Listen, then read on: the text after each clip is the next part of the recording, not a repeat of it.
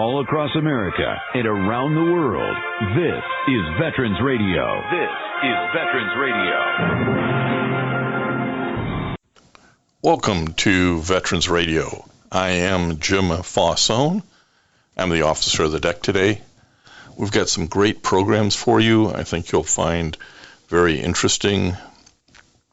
We always want to remind you can find more about Veterans Radio at its Facebook site or at the web. Veteransradio.org is our new URL, veteransradio.org, where we're on the web 24/7. You can find a lot of our podcasts there as well. We post new ones every Tuesday, so you can get a new story, a new interview, something you didn't know before by going to veteransradio.org. And before we get started, we want to thank our sponsors. First up, we want to thank National Veteran Business Development Council, nvbdc.org. It was established to certify both service-disabled and veteran-owned businesses. You'll find out how they can help your business by going to nvbdc.org. We want to thank Legal Help for Veterans.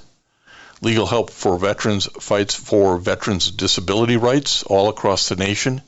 You can reach them at 800-693-4800 or on the web at legalhelpforveterans.com. We want to welcome back to Veterans Radio today Brigadier General Retired Doug Odie Slocum. General, welcome back to Veterans Radio. Jim, it's great to be back. How are you doing today? Well, really good. And for those who are wondering, we talked to the General before as in his role as President of the Michigan Air and Space Force Association, AFA, the Michigan chapter. But this time we're going to focus on something that he just recently did, and that is publish a book called Violent Positivity, A Fighter's Pilot's Journey, Leadership Lessons on Caring for People. General, this had to be a labor of love. I think it's 300 plus pages. Yeah, it is. It actually was started off as an idea of the things I used to travel and teach around the military and around with some of our allies around the world. And I found out as I did it, I kind of had to write it the other way around, which was the path of how I got to doing what I was doing. So it's a lot of life lessons that ultimately then talk about all the cool things we were able to do, especially here in the Michigan area, as the commander itself, or just caring for people, doing good things. Well, I want to give people a little more of your background than we were able to do last time, where we focused on AFA, and remind folks that you were a command pilot. You had over 4,000 flight hours. You've flown aircraft from the F-4, the F-16, the A-10. So you had quite a history of flying, but in doing a little research, you even refer to yourself as a military brat. Tell us why. Well, military brat has actually nothing to do with my service. That means my dad was in the military. So I grew up in that military lifestyle, moving all around different places around the world, and, living under that type of culture and everything else. And it's a unique experience. Anybody who has grown up as the dependent of somebody in the military understands that term of being a military brat. Yeah, I've had a chance to talk to some folks who are, and actually there's a big percentage of people who fit that category, and it's something to be proud of because you had a pretty unusual career before the military, if you want to call it that, from life experiences, because I assume that you went to all different bases. Did you also go overseas? We did. Some of the stuff I get to talk about in the book is as a young kid, being in Germany during the height of the Cold War when Berlin was a split city. And we actually traveled by train to Berlin and, spent some time there. And I have some very vivid memories of that, standing against the Berlin Wall. We even took a bus trip and went into East Berlin. I actually have some old color slide photos of Brandenburg Gate from the other side. It's unique types of experiences you get being a military brat. Yeah, it's actually an education you were getting. You didn't even realize it, I suspect, at the time, that you got to see the world, you got to see other cultures, hear other languages, eat other foods. I mean, it's for a kid growing up, it can be hard because you're moving, you make friends, and you move again, but you also get to experience a lot of things, don't you?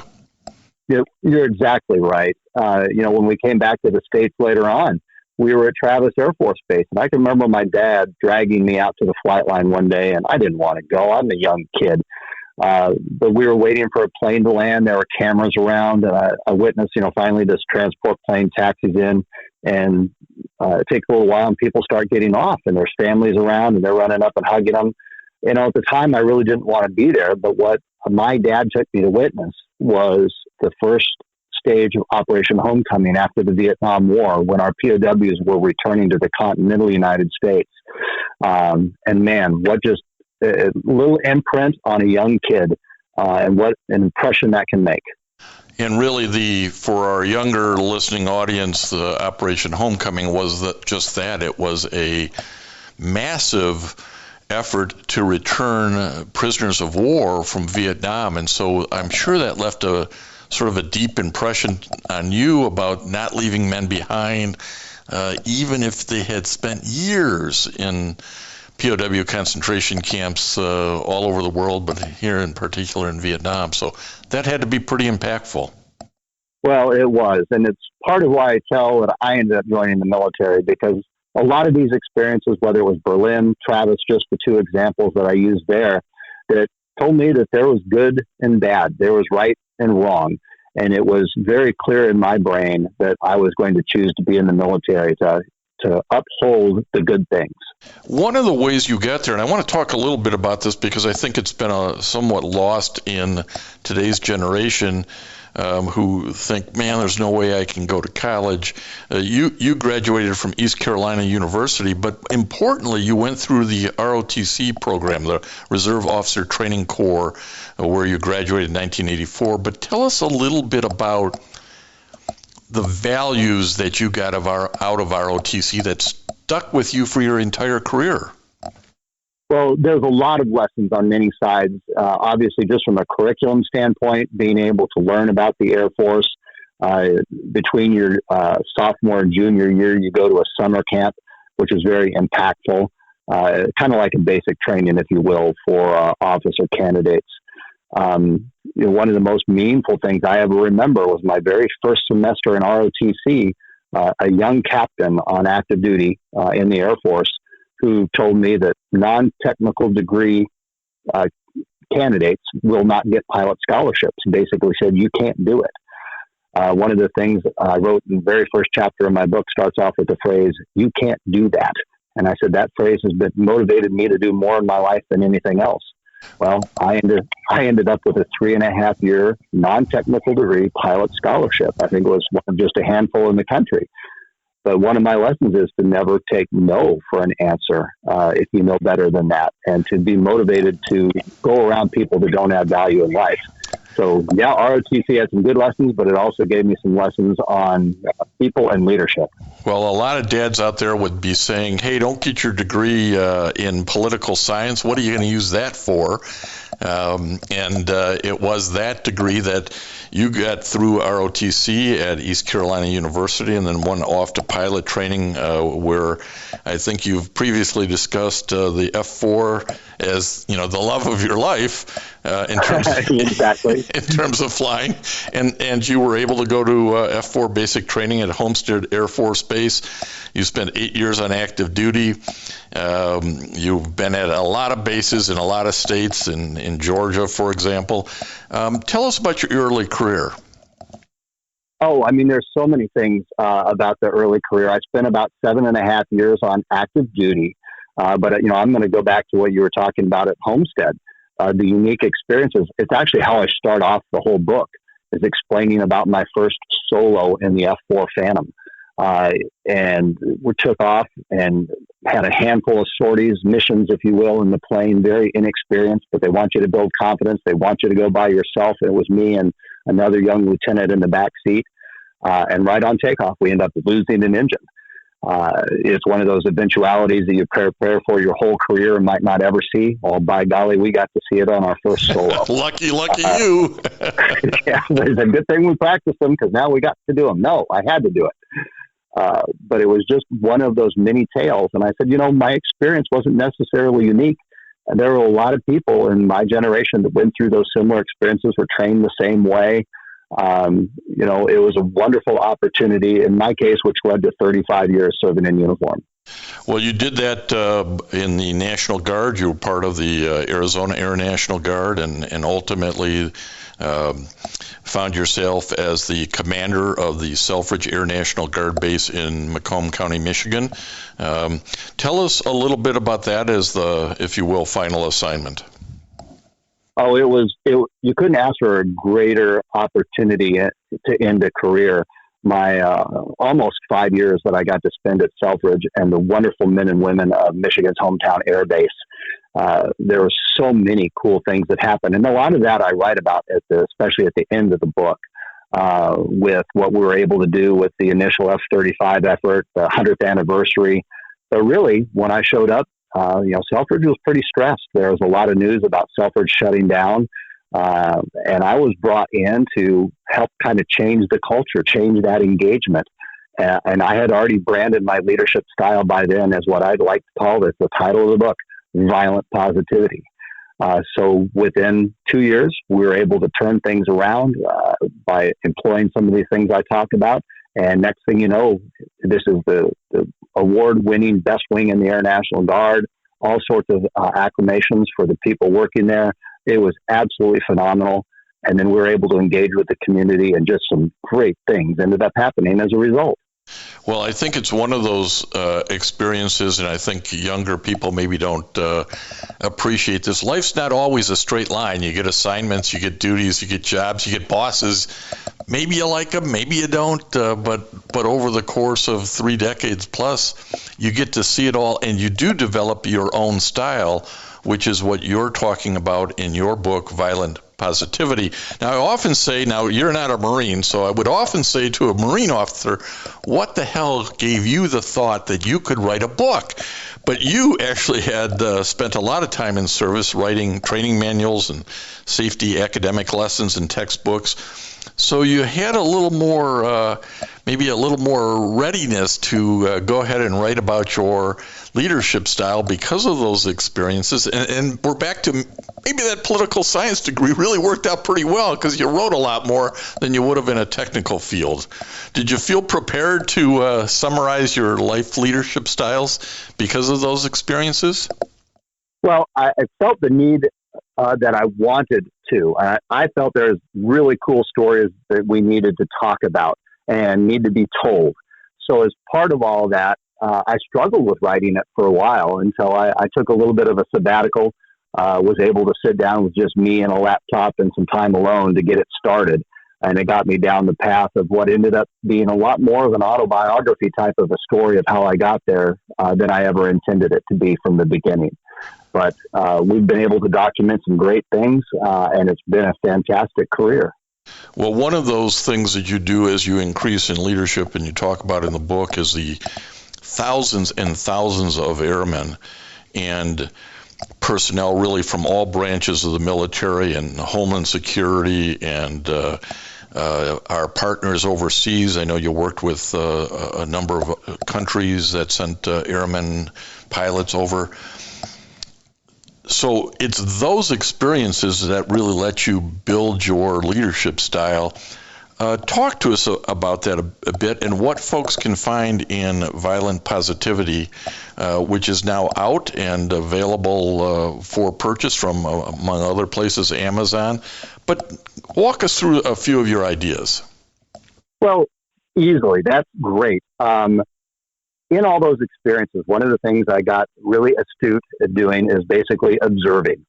And I was able to watch, and I watched good leaders and figured out, some of those things in these good leaders. So I wanted to mimic the things that I wanted to replicate.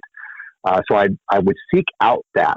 So I'm mimicking the good, but then at the same time, I'd make an opposing list of I wanted to make sure never to do, and then making that long list from these same observations.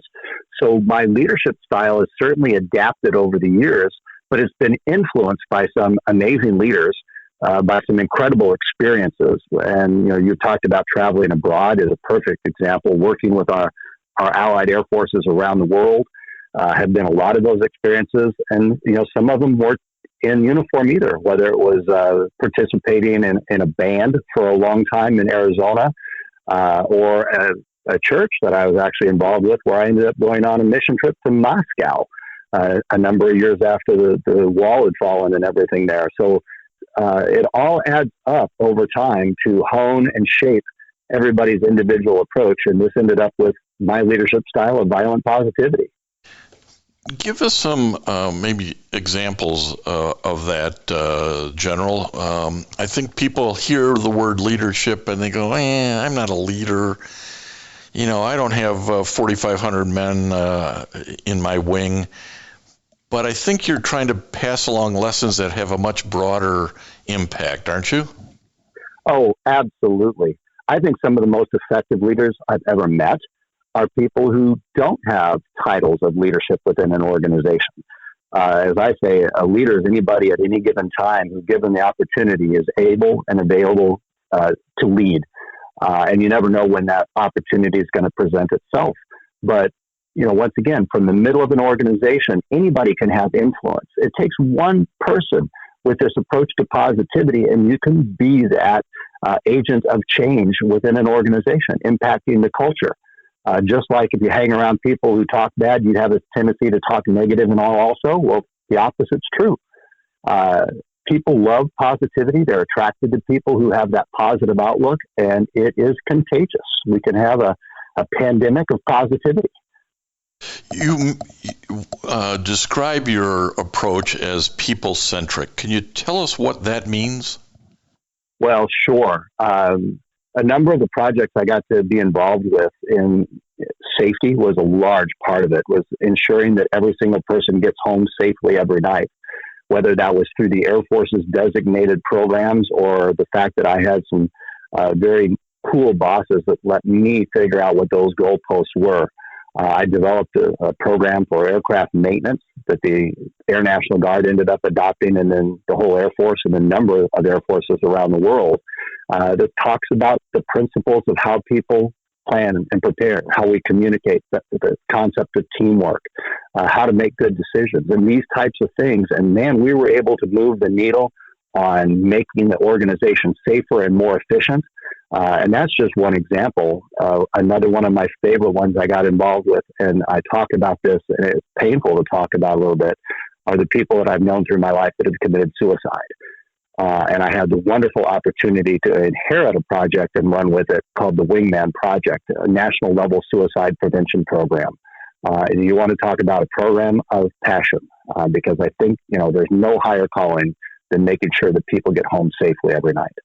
Well, I think in today's society where there is so much focus and concern on mental health, rightfully so, and almost everybody in life goes through some struggle at one point or another, having an awareness of, hey, is this person heading towards that darkest place where they think their only option is suicide?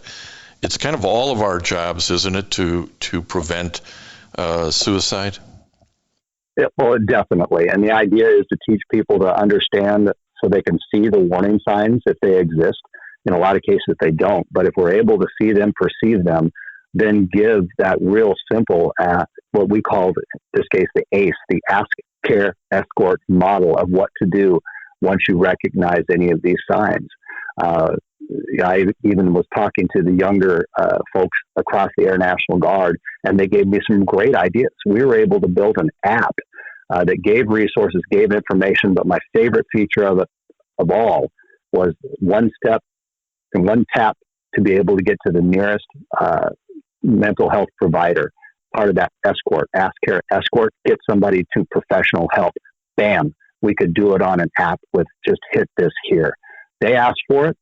We made it happen. And what a great testament to what you're supposed to do as a leader, is to listen to people and make things like that that are useful, that make an impact, happen. Yeah, I think at times we all think, well, I shouldn't interfere because I'm not an expert. I don't have a degree in psychology or whatever it might take, or counseling. But if you care about people, it's more than that, isn't it? It's more than the PhD label on you. Well, and whether it was the safety programs I was involved with or the Wingman Project, the whole idea is to empower people to speak up. We want to do that. As I say, sometimes it could be the newest, youngest, least educated person involved in the situation. Maybe they're the only ones that have that perception, the only ones that are able to see what's happening. And we need them. We absolutely need them to speak up. And it's all about empowering people. Man, you hit the nail on the head with that one. As you were writing Violent Positivity, were there things in going back in time and looking at some of this that even surprised you? Geez, I didn't realize that principle or that idea was planted back then and was working through my career. Oh, absolutely. When I was writing the book, I actually had a revelation of an individual who set such a great example for me in pilot training. And it was in retrospect when I was writing the book that there was this Lieutenant Richard Haynes who changed my attitude about flying. I don't think I would have made it through pilot training if it wasn't for him. As a result, I ended up contacting him, and I tell a little of the story of how he was able to flip that script from what was a terrible experience. And I realized it really wasn't the experience, it was my instructor. And once I was able to fly with him, wow, it all changed. So just like teachers can with our kids in school, I had a pilot training instructor who showed that this really can be a fun and fantastic and rewarding career. And it set me on a different path. Isn't it surprising how one person can, as you say, flip the script, really make you go in a much more positive direction than somebody who is weighing you down? And I think that's sort of a theme through your book, isn't it? It is. And the whole idea is to empower people to be that positive person that has that influence on people. Because there are so many great opportunities out there. People seek out, they want good leadership, they crave positivity. And the great thing now is it's so easy to contrast with the rest of society because we're so bombarded with negativity, especially, with social media and everything and the news when you watch it. If somebody's saying a good news story or somebody is, approaching this from this idea of violent positivity, it's a wonderful, refreshing, and effective way to lead. Well, and I think we all have a responsibility because we're interacting with people daily to express that, to show that. Give some examples of elsewhere in your career where somebody demonstrated that positivity that just sort of helped move you forward and along. Okay, certainly one of the most effective leaders I can remember is early in my career in Arizona. We had a wing commander, and I was there for a few months before I ever had an engagement with him at all. And it was, we were doing an exercise. I can remember was in a tent, sitting there eating, and all of a sudden the wing commander, now I was, I think, a captain at the time, and this colonel walks up and sits down right across from me. It kind of about freaks me out that, the wing commander is sitting here and figure I must be in trouble. Right. What did I do wrong? Yeah, exactly. But he looks, he smiles, he knows my first name. That's an important thing. He called me by my name, and he looked at me. And he basically said, hey, so what's going on? And he truly wanted to hear my opinions and my thoughts, and he engaged with me. And I tell people it probably wasn't more than a few minutes, but to me it felt like an eternity. But this guy took the time to talk to me and genuinely connect. And it was a couple of years later, he ended up with stage 4 brain cancer, and he continued being such a great leader and showing how to pass with grace. So I hold up Colonel Ron Kurth as a perfect example of being such a positive impact for me and thousands of others. Now, what I want to know, did this colonel know your real name, your call sign, and how did you get the call sign? I was going to answer your question by saying I'm not sure I was being called Odie at that time because Odie, you watch Top Gun and you got Maverick and Goose and Iceman and these types of call signs. Well, when I started in the Arizona Guard, they put me in charge of the briefing rooms, which is about akin to being a janitor, cleaning up after people, posting publications, everything that nobody wants to do. And I did it for years. And it was a young lady in the command post one day. She said, "You're just like Garfield's little dog, Odie. You get kicked around and you don't ever complain about it." And she said, "Arf." And just like that, guess what call sign stuck to me? You had a call sign, but really there's a lesson there, because the lesson is sometimes you have to do the unpleasant tasks on your way to the more interesting, more challenging things. And while everybody knows you as Doug Slocum or Odie Slocum, I just learned that I think your first name, your given name, is John D. Slocum. Well, yeah, you can yell that down the hall and I won't turn around because nobody calls me that. But right, exactly. So it that's part of what you get in the military is you tend to know guys by a lot of slang names that maybe isn't the one their mother gave them. Oh, correct. We always knew each other by call signs, and I can remember being in formal things overseas, and you're in this big meeting, and you look and you say, "And I'm with," and you can't remember what their real name is because you wanted to say, like Cobra or something like that. And you're like, So, yeah, I got a little bit tough at times. So who did you write Violent Positivity, a Fighter's Pilot Journey, Leadership Lessons on Caring for People in Ford? Who was the audience you're trying to reach here? It really is much broader than you would probably want to guess by the title and the cover and all of the book. Anybody who's interested in caring for people, there are lessons in there. Yes, there are leadership lessons, but it really goes all the way. It can permeate from an individual to an entire organization. It outlines ways to get to some wonderful outcomes, raising the bar of excellence, and just changing the culture within an organization. And once again, it goes all back to that power of one person there. So, Odie, if folks want to know more about the book, how to get it, or more about what you're up to, what's a good way for them to connect with it? Well, the easiest way is just the title of the book, which is violentpositivityandad.com.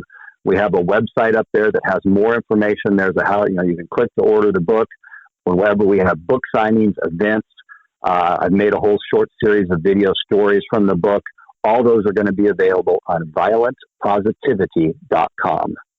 Well, we really appreciate you spending some more time with Veterans Radio today to talk about leadership, to talk about your lessons in life and passing those on to others. We really hope you have just tremendous success on this, General. And as I say, Veterans Radio is thankful for your time. Well, I thank you for your support. It's always great to talk, and our wonderful veterans out there, for all of you, thank you for your service, what you do. This country owes you a debt, and we should be doing everything we can to take care of our wonderful veterans. So, Jim, thank you for taking that cause on and being a champion. Oh, we're glad to do it. We're glad to talk to military brats and guys who go through ROTC and have such wonderful careers. Great. Well, it's great to share the lesson, and it's always good to talk with you. And I want to thank everybody for listening to Veterans Radio today. I am Jim Faussone. It's been a pleasure to be your host. I'm a veterans disability lawyer at Legal Help for Veterans, and you can reach us at 800-693-4800 or legalhelpforveterans.com on the web. You can follow Veterans Radio on Facebook and listen to its podcasts and internet radio shows by visiting us at veteransradio.org. That's veteransradio.org. And until next time, you are dismissed.